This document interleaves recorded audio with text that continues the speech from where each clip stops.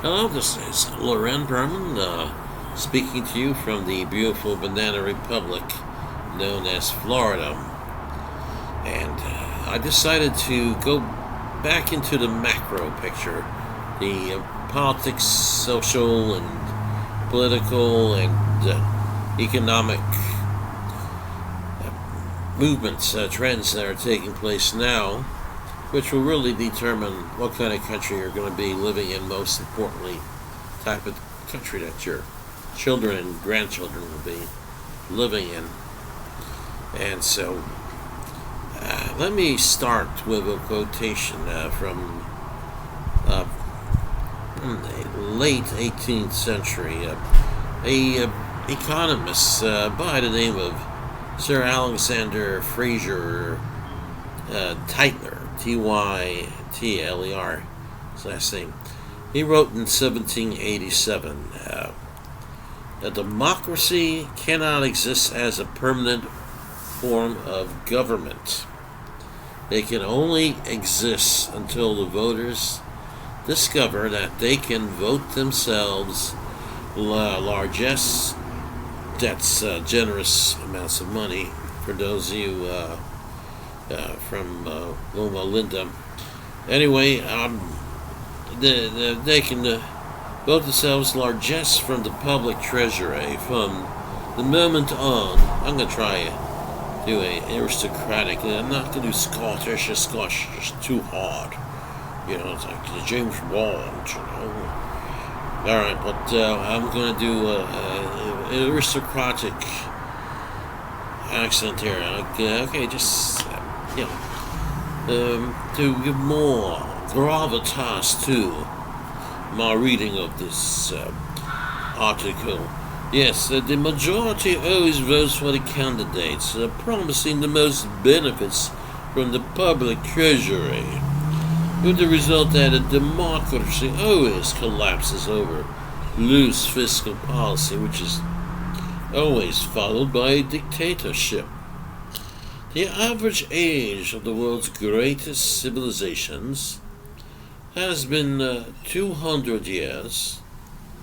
These nations have progressed through this sequence: from bondage to spiritual faith, from spiritual faith to great courage, from courage to liberty, from liberty to abundance, from abundance to complacency, from complacency to apathy, from apathy to dependence, and from dependence back into bondage.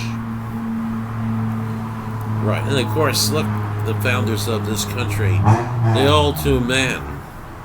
The people who wrote the Constitution and the Bill of Rights, and set up our system of government with the separation of powers. The legislative branch and the executive branch and the legal branch, judicial branch, all that.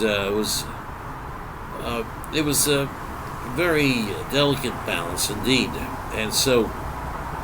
But they all to man agreed that democracy is the worst form of government you can get. Every democracy in history has self-destructed. Right. And so this is what the America that seemed invincible, say, after the first Gulf War, that America is gone. And previous videos I talked about how we moved from an industrial economy to a consuming economy where most of the wealth was concentrated in the hands of people in the financial industry. The people who run be more precise, the people who run the financial industries. Alright, so, but I went into that, but I'm not going to go into that detail, but that's it. We have lost. Let me get this out of the way. I don't need it right now. we have lost our industrial might, our industrial base of our economy. It started going back to the Clinton years. Again, Clinton brought in Jamie Rubin and Goldman Sachs to run the economy, and of course, basically through bribery, both Republicans and Democrats voted to extend the most favored nation status to China, to give us the GATT and other treaties that basically opened the door for industries to send their jobs and their manufacturing overseas to take advantage of the extremely inexpensive labor there, basically slave labor, and these Asian despotic states. And of course, we felt the pain when the so-called supply chains broke down. They broke down because COVID devastated Asia, China in particular. And so we couldn't get the raw materials that we needed, the parts for cars that we needed, the raw materials that we needed for just about anything, pharmaceuticals, for example. We couldn't get all those because, the fruits of globalization. And where we stand now, of course, has been exacerbated by the fact that the politicization of everything, from our schools to everything, okay? It's all based on the wokeism and political correctness, and that has really weakened us. People don't graduate from high school or even college with any literacy or scientific acumen or mathematical abilities. So basically, whereas in China and Russia, they're way ahead of us in terms of education and engineering. I mean, it's like that we have to bring in engineers from China and India and throughout the world in order to keep industries, the few industries that we have left, to keep them running. Right? We don't produce engineers anymore. All right, we produce social justice warriors. Yeah, they call themselves warriors. They're fat and stupid and ignorant, and believe me, they're not warriors. So you have a country that's really devolving into third world status, and you've got to come to grips with that. You have to plan accordingly, and that is to build businesses that you can run overseas. You need to establish, if you can buy property in places like South America, Ecuador, Peru, Chile. You really must do so. You can get land at dirt cheap. You can even buy citizenship at a reasonable price, but of course you have to be financially well off to do that, I'm sorry to say. But even if you're stuck here in America, and of course it's a good place to be stuck still, but if you don't have the economic wherewithal to have true mobility, then you've got to build businesses that you can run from a computer and market throughout the world. You can, this being a consumption-based society, you could bring in products from Asia and whatever, you're South America, maybe even from Eskimo land. Sorry, I couldn't resist. From the far north as well. I mean, it's all kinds of products you can get cheap and you can bring here and you can sell. However, America is over. Okay, nothing illustrates that better Then the East Palestine disaster in Ohio, where the great geniuses running our government decided to do a controlled burn of these very toxic chemicals. So, of course, the toxic chemicals go up in smoke. The smoke gets into people's lungs. It gets into the water supply. It gets into the soil. It gets absorbed like a sponge. And spreads. It spreads beyond Ohio. All right, so who knows? Millions of acres of farmland and the water table. It's that our wells draw from, destroyed, polluted by these chemicals that were set on fire.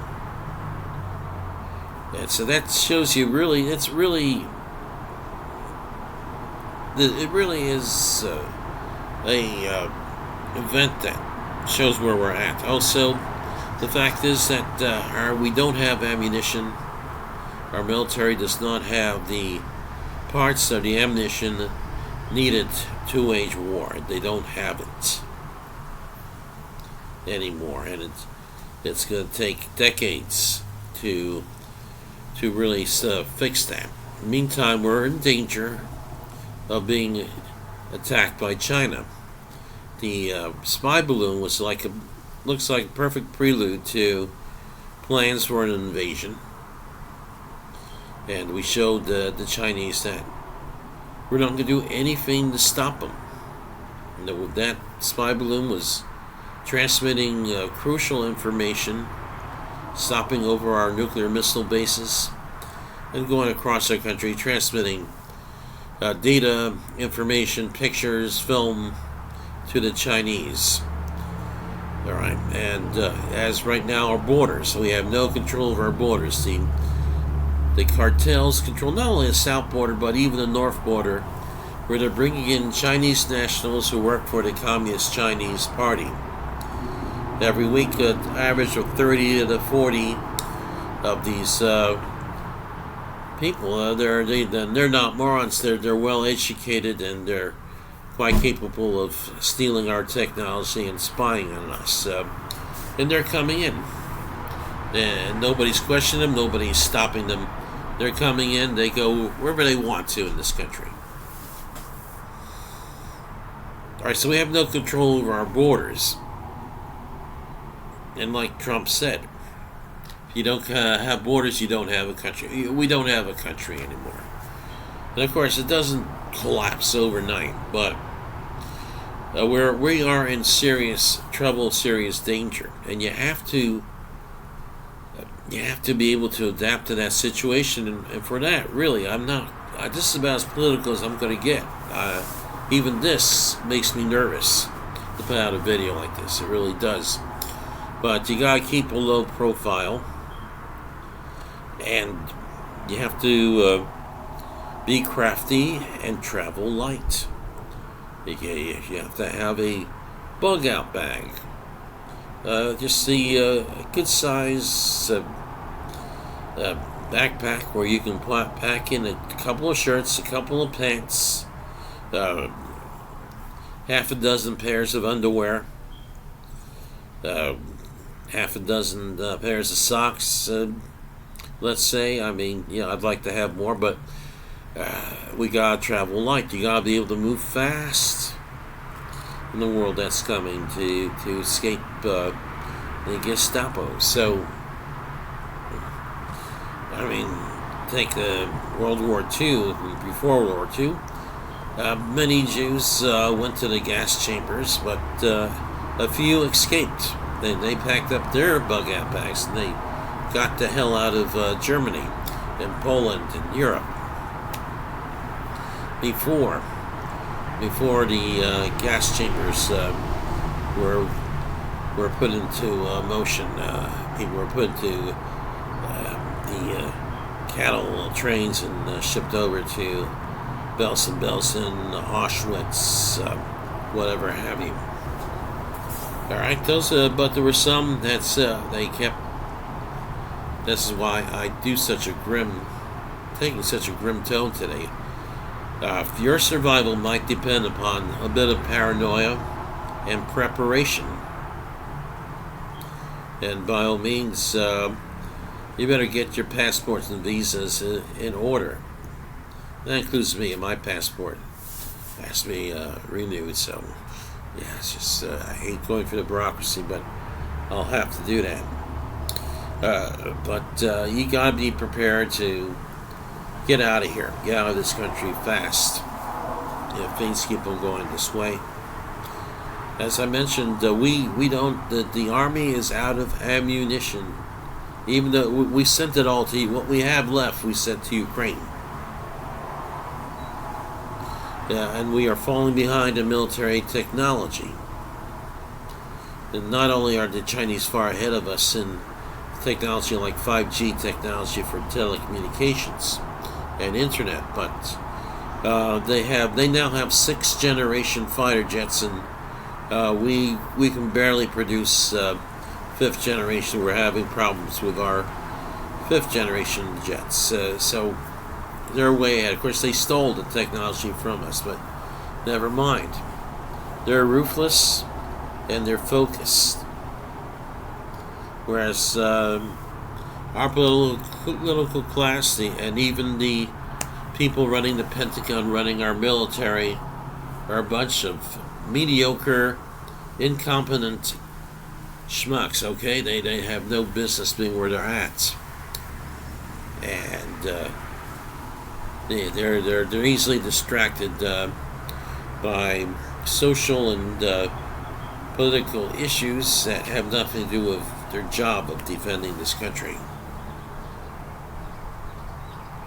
And I'm going to go more into the micro, into the mindset that you're going to need to survive in a dangerous world and to prosper even in a dangerous world. I believe we can still do that. So stay tuned.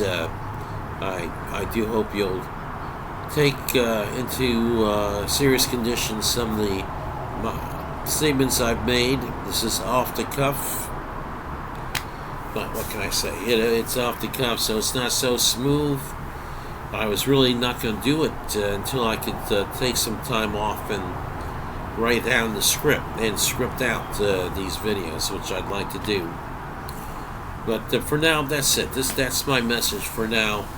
And I was just moved by this terrible tragedy in East Palestine, Ohio, where all these poor people got exposed to these carcinogenic chemicals in the air and the water and in their soil. And the repercussions of this are going to be felt way down the line for decades, maybe even centuries. Innocent people, hardworking people, they don't deserve this. But I'm telling you, from the moment, the first time that train ran off the tracks with those chemicals, as soon as you should have known immediately. You should have packed up your of course, medications too. I didn't mention medications. Make sure you have your medications in your bug-out bag. And important documents, of course, you have to have those in your bug-out bag. But just the most important of documents, and they should have just left. I don't care what it takes, You go and you bang on some relatives. You go to Florida and you bang on the door and say, help. Take me in. I don't have a place to live. The government dropped a bomb on my own government has turned my city into a gas chamber. All right, that's not for me. I'm sorry, but I have this gallows humor. But you need to get out. That's why I say you gotta be ready to move. This government is incapable of doing anything good. It's because it's so corrupt.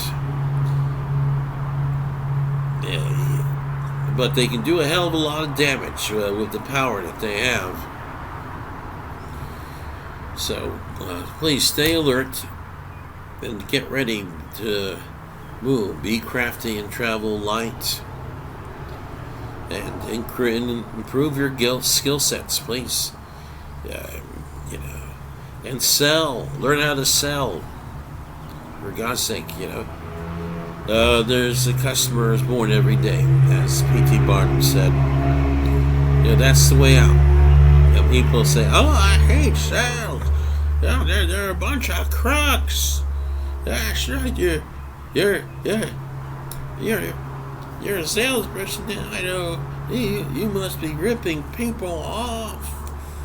Okay, now you gotta get past that mindset. Most people have. I urge you to get into sales. I mean, if you're even if you're an engineer, in your spare time, set up a part-time gig where you're selling stuff. And you can sell your way around the world. Okay. Anyway, that's enough. I'm getting off the main purpose here, but I just am very concerned about the future of this country, and your children, your grandchildren especially. Most of you, you deserve what you get, but not your children and grandchildren. All right, that's it. It's enough. Basta. All right, and I promise I'm gonna get back to mindset hopefully sooner than it's taken for me to put this video out here. So I don't know how. I'm just totally swamped right now, working for a living and taking care of a 90-year-old mother. Okay, so it's enough, and I'm easily distracted, as you can see. So let's get the hell out of here.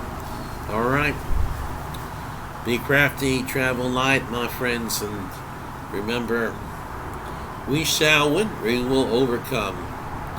We will adapt and overcome, like the Marines say, and we will get through this if we stay alert and we learn how to really use our minds and improve our skill sets, especially in the realm of sales, which I'll get into later on. Thanks. Godspeed.